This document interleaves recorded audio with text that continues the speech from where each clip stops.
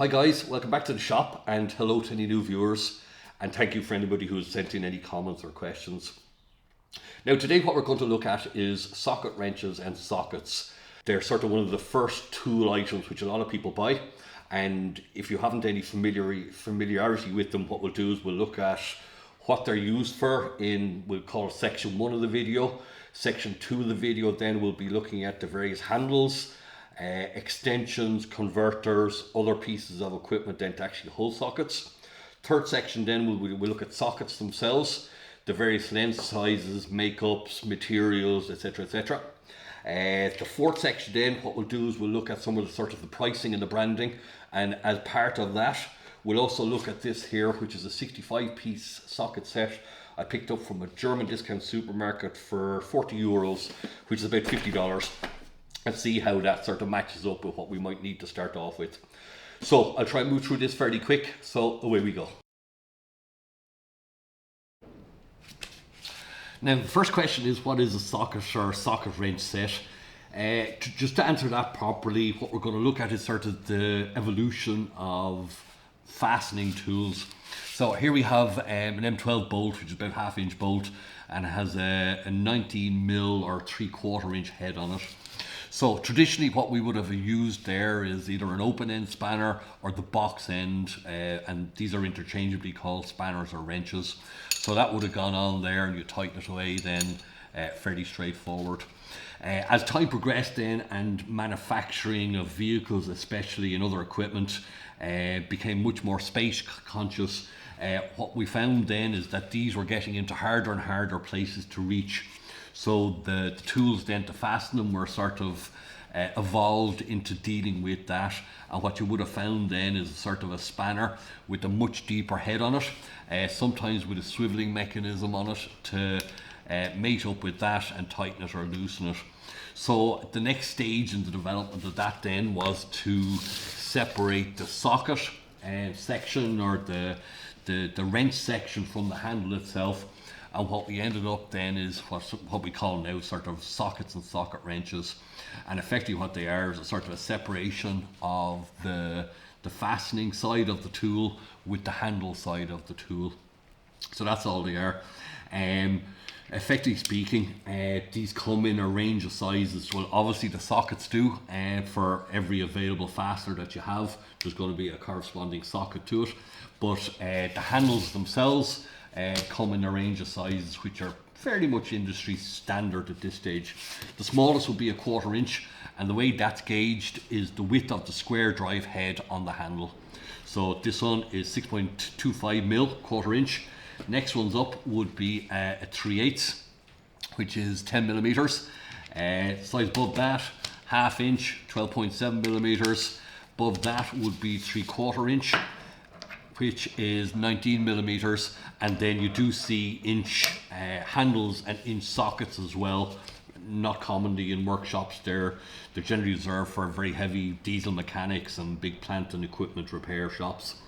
But to give an example there now, these three handles all have a 19mm socket on them to show you that they're very interchangeable. 3/4 inch you're not going to come across, and you're probably not going to use around the house unless you have a specific use for it. As regards the 1/4 inch, they're particularly small. They're not going to give you much torque, and there isn't much heft to them. So my recommendation would be that if you are starting out, a 3/8 or a 10mm drive mechanism is probably the way to go. If you did want to give yourself a little bit more flexibility, what you could get then is both the 1/4 inch set and the ½ inch set, and that would open you up to both the sort of the small fiddly little jobs and then the much bigger ones then afterwards. Nothing wrong with the 3/8 though. They're sort of a nice intermediate size, enough of a heft to give you opening capabilities and so on and so forth. So what we're looking at then, that's roughly the sizing of them. What we look at then now is sort of the various aspects to a handle. Now, as regards the handles themselves, there's a number of things that you need to look out for. First of all, obviously the size that we've just said there, but also the number of teeth in it as well. As we turn this, you can hear those little clicks there. okay, and that's the ratchet teeth. I think these are 40 toothed ones. You can get up to 72 teethed ones, and obviously the more teeth to a degree the better, because what it allows you to do is get slightly more flexibility then as regards operating in very tight spaces. The retention mechanism on these as well, just to show you an older style one, and which you'll find on the extensions, is just a little ball bearing sticking out of the head, the square head, and when you stick that in, it pushes it down and it sort of locks into place. There's little detents inside in the back of the socket to accept that little ball bearing, which is spring mounted. When you get to the bigger sockets, they can be sort of tough enough to pull on and pull off. So the handle mechanism, the newer ones, have a sort of a combined retention mechanism with an ejection mechanism. And if I press the button on the back of this, there's a little black button there, what you'll see there is that the ball bearing disappears, and also that there's a little pin that comes out there. If I could get that right now, little pin that comes out, and it pops the socket off to you. So to put it on, you press down the button, you stick on the socket, and then to get it off, you just press the button at the back and the socket drops off for you with the aid of that pin there. On the back as well, what you'll have there is the reverse mechanism, so you can operate clockwise or anti-clockwise to fasten or unfasten your fastener. Some of these ones, the older ones in particular, just have a little thumb screw mechanism here to reverse direction. The little ones with the handle on them are definitely easier to use, but I would say that if you're getting a set, try one if you can, and make sure that locks in nicely there, that it's not sort of half in, half out. You can also get shorter versions of the bigger ratchet handles. So we'll say you can get probably one for a 1/2 inch drive about that size, and it's called a stubby handle. The hand grips then, what I'd suggest is if you're going to be working on stuff that's very oily and greasy, I'd go for this style here, which is a knurled handle grip. It's easy to clean and it's easy to keep clean. As opposed to either the rubberized or the over molded versions, which can soak oil and grease, and sometimes then they can even bubble up a bit as that rubberized section absorbs more and more oil, and also very difficult to keep them clean or keep them sort of, you know, halfway reasonable. This is an older set that I have here, and what this is, comes in two parts: the ratchety mechanism and then an extendable handle which slots into various sections as you're going up it. It's bulky enough to use, it's good for getting a bit of extra leverage if you need to loosen a nut. It's like a combined sort of longer handle with a shorter handle. And on the rear of this is one of the mechanisms I mentioned earlier there, where you just have a thumb screw section there to reverse the direction of it. So that's the way that operates. And as regards sort of more speciality handles, what you're looking at is, after you leave the standard ones behind, you could get one which is sort of a swiveling head on it. Again, it gives you a bit more flexibility, but you know, you'd have to ask yourself, are you going to get a whole lot of use out of that? This one is a particularly nice one. It comes with that ejection mechanism recessed into the handle, and the reversing lever there is a little thumb screw affair. So nice bit of kit, but obviously you can see they haven't used it a whole lot, so that tells its own story. This one here costs, I think, about €5, $6, somewhere thereabouts, and all it is sort of a little thumb screw type of operated one that you could run in a bolt or something like that in a very odd place if you had to, where you didn't have much in the line of space to move. One that you will come across, or that you might use, this is called a breaker bar. It's just effectively a long handle with a sort of a swiveling head on it then. This would be commonly used for just breaking out or freeing up a bolt before you swap over the socket onto the ratchet side to run it off or whatever. At the other end of the scale then, we'll say this is a torque wrench, and this can be set to slip at different tightnesses. You rotate the handle depending on the tightness that you want, either in Newton meters or foot pounds, and then this will actually slip so that you can't over tighten the bolt. Just to be aware of what a torque wrench is. As regards extensions then, and there's heaps of these, we'll go for sort of, this is all 1/2 inch dry stuff here that I have. Standard extension just to let you, get in underneath something or operate in a more confined area. Longer extension, pretty much the same. Into the sort of the more specialized ones then, and we have two here. One is what's called a wobble extension, and that sits on the handle like that. And what you'll see then is that the head of that isn't square anymore. It's a sort of a rounded off type of operation. And the way that works is it works two ways. Number one, you stick the socket on and it's sort of firmly fixed. But if you pull it back slightly, the little ball bearing will recess into a holder in the back of the socket. And what you'll get then is a number of degrees of flexibility to get you again into sort of a confined area or difficult to remove fastener. On the further end of that, or sort of further development of the wobble side, would be a universal joint then, and that operates like that. And as you can see there, you can pretty much operate that in any orientation or angle that you want. They are a bit weaker than the standard sockets because you're reliant on the little pins in the joints, and that's the bit that will give you sort of trouble if you're ever going to slip or break one of these. So just be aware that they're not as heavy duty as a sort of a stock setup where you have square drive to square drive, etc, etc. Now, as regards sockets themselves, for each of the drive sizes of handles that we mentioned in the last section, there's a range of different sockets then that you can put on them. The first big split, I suppose, is between metric and imperial. So you can buy a metric set of half-inch sockets. Again, the half-inch is regarding the drive at the back, and the metric is as regards the sizing at the front. Same with imperial, etc, etc. Generally speaking, the smaller the socket handle, the smaller the sort of the range of sockets will be. For example, with a 1/4 inch set, and we'll just use this set here as an example. This is a 1/4 inch set and it runs up to 13 mil, but it also goes down to 4.5 mil or thereabouts. So we'll say that just indicates, we'll say, the sizing range. Obviously you're not going to put a 6mm or sort of 1/4 inch socket on a big 3/4 inch bar. So there is sort of a sense of common sense to it, if you know what I mean. So looking at the sockets here, generally speaking, they're made out of chrome vanadium steel or S2 steel, depending. They'll be marked on them. These ones here, yeah, they're actually marked on this one here, CRV, which stands for chrome vanadium. And you will find other ones as well, which are a sort of a matte black. This here is a good example now. And down the bottom there it says CRMO, and what that stands for is chrome molybdenum, or chromoly as they're called.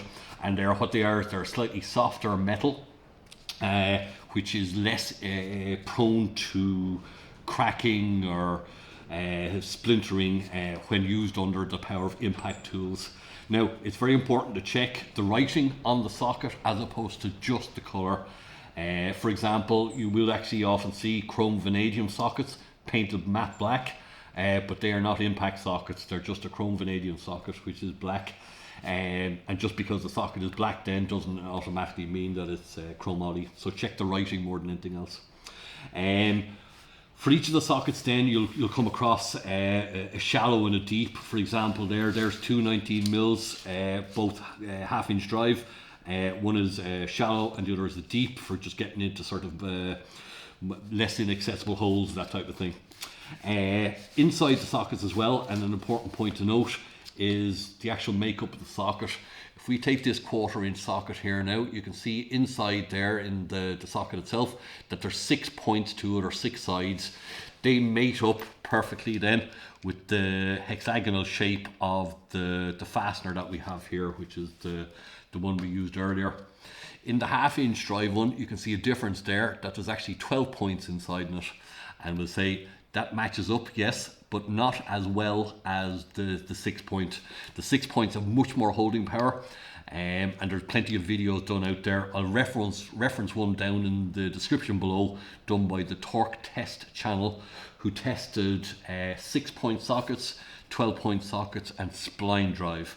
And the spline drives are quite good at removing damaged bolts, because what they do is they sort of half bite into the head of the bolt, And if you are using a spline drive, replace whatever fastener that is, because there will be deterioration to the top of the bolt. So the 6 points are the most secure. The 12 points then do have a number of advantages. Number one, there is such a thing as 12-point fasteners. You mightn't come across them too common, but in some automotive uses you will see them. And secondly as well, they're much easier to mount on the fastener if you're down in the bottom of an engine bay or something like that. The 6-point ones, you may have to turn further to get them to mate up with the head of the fastener, whereas the 12-point ones, you don't have to turn as much because there's obviously 12 points there. So that's the general standard sockets. Now, a number of things to note. If you come across ones like these, this is from a different set. What you'll see there is on the base of the socket, there's a little knurl section there, and where that's particularly handy is if you have to hand run in a bolt. That little knurl section there makes it easy to hang on to. What you'll find there is when you are putting a bolt into a piece of equipment, the ratchet mechanism itself on the ratchet handle might be strong enough that you just move the bolt back and forth until it starts to tighten up or gain purchase in whichever material is mounted. So having that knurl drive or knurl section there to run in a bolt by hand is handy. Second thing as well is on these particular ones, if you look at it there, there's fairly clear writing there that's a 19mm socket, good big writing. So what I keep an eye out for, especially if you're, have a dark workshop or you're working out of the back of a van or a truck where the lighting isn't great or your eyesight isn't what it used to be, having big markings on the sockets is a big help rather than bringing out an 18 instead of a 19 or whatever. So that's our sort of standard sockets in both chrome vanadium and chrome moly. As regards other specialist sockets then that you'll come across, and pretty much at this stage now anything can be mounted to a square drive, or there's a range of tooling out there. The most common one you'll come across is a spark plug socket, again mounted at the back of the square drive, and what you'll see in there is they're generally 6-point for good purchase, and deep down in there, if we can catch it right to the light, there's a little rubber ring, and that grips onto the end of the spark plug and allows you to pluck out the spark plug from the recess that they're generally buried in. And that's a particularly good example now where sockets are particularly handy, is spark plugs that are generally sort of deep inside in a recessed area. Now, other things that you might come across as well, and this is called a crow's foot spanner or crow's foot setup. Basically a little open-ended spanner head, and then the extension drive fits into that, and then you can put that down into a hole and loosen a nut or a fastener down at the bottom of a very deep hole, and obviously you can put different lengths of extensions on that. This one then, just to illustrate it more than anything else, is a spark or an oil filter wrench. And basically the way that works is you wrap the canvasy bit around the oil filter. Not as messy as that obviously, but tighten it in then, and then you can actually turn the oil filter by using a 1/2-inch wrench on this side, or a 1/2-inch ratchet drive. So just to be aware of what they are. In addition then, you can actually also get all sorts of drives or driver bits for pretty much every size of spanner out there. Actually no, I'm wrong there. I haven't seen them for 3/4 inch, but definitely 1/2-inch, 3/8 and 1/4-inch drive. I would say that's a 1/2-inch square drive on this side, and then a hex or an Allen key then on this end of it. Similar enough, that's probably 3/8. Have a Torx head on that as well, and you can get screwdriver heads and all sorts of different bits and pieces to mount. What you'll find is that some of the sets, in particular the smaller sets, they will actually come with the little drives themselves. So this one here now has a little converter from 1/4-inch square to 1/4-inch hex, and if we take out one of these heads here then, we can mount that into the hex or the 6-sided section, and then we can stick our little ratchet on it and operate that then as a little ratcheting Torx key in this particular instance. And it comes with little Phillips heads, hex drive heads or six-sided heads, and then a few Torx as well. So all in all, handy. Keep an eye out for these little converters. They're particularly useful if you see them inside your set. Okay. So that's sockets. Now, as regards pricing and brands, as I said at the start of the video, picked up this set, 65-piece, 3/8 inch metric drive set for €40. And I suppose my thoughts on the premium brands would be, it all depends on your use case scenario. If you store these in the back of a garden shed, you pull them out once a year, you don't really need to be spending a huge amount of money on them.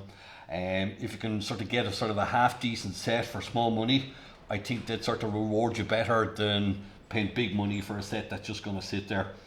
If on the other hand then you're a car mechanic or something like that, and you have these tools in your hands all day, well then yeah, it makes sense to start looking at the more expensive and the better branded tools. They might feel nicer in the hand, you might be sort of proud of them, etc, etc. But if all you're looking for is a very functional kit, keep your eye out for one of these. Now this is 3/8 as I said, and one thing that I wanted to do was just test to see what they felt like as regards tolerances.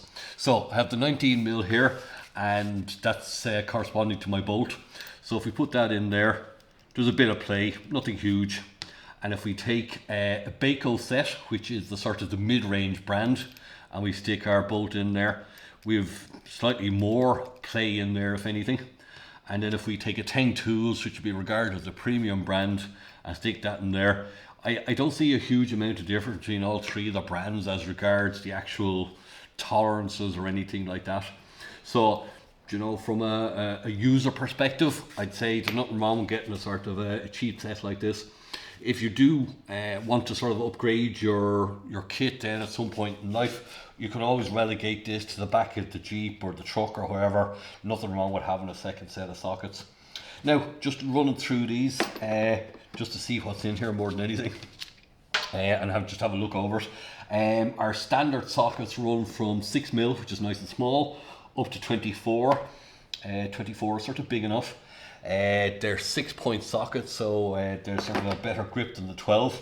We have 4 spark plug sockets here, and if we whip one out, you can see there again, down in the shank of that, or in the shaft of that, we can see there that there's a little rubber or a plastic retaining mechanism to lift the spark plug out of a recess. We have a selection of hex keys then, or Allen keys, just basically 6-sided keys for removing fittings. We also have a set of Torx running from T15 up to T50, which is a good spread and should cover most things. We have 3 deep sockets with 10, 13, 15 and 17. Would have been nice to see the 19 in there because that's quite a commonly used one. Over on this side then we have these are E class sockets, and what they are is actually the reverse of a Torx. So it's a Torx exterior, for the want of a better description. I haven't come across too many fittings now requiring Torx external. At the front here then we have 12-point what looks like Torx keys, similar enough. Again, haven't come across them too much. We have a universal joint with a small extension, and then we have a much bigger extension with a sort of a bar there on that as well, and a small little collection of Allen keys and Torx keys as well. I'd imagine they won't last long now, they'll get lost fairly lively.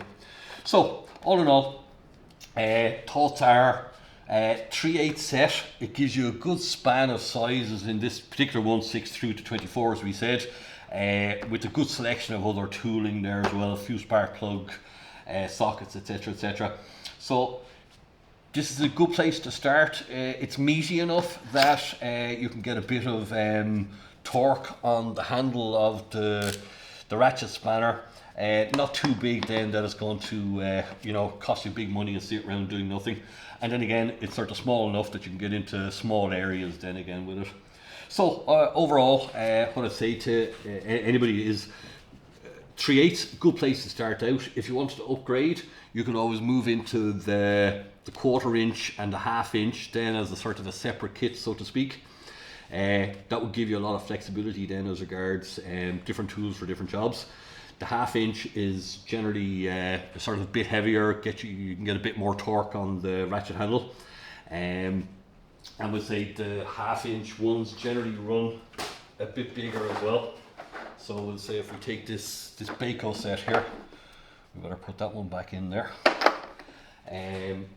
So we'll say with the 1/4 inch and the 1/2 inch, what we're running is up to 13 mil in the 1/4 inch, and then starting off at 10 mil, running up to 32, which is sizable enough in the 1/2 inch side with the extensions, etc., in that section. So, you know, I'd hope that this video has sort of given you some idea of bits and pieces to look out for. If you have any questions or you know any comments or anything like that, stick them in the comments down below and I'll do my best to answer them. And other than that, you know, I'll see you in the next video.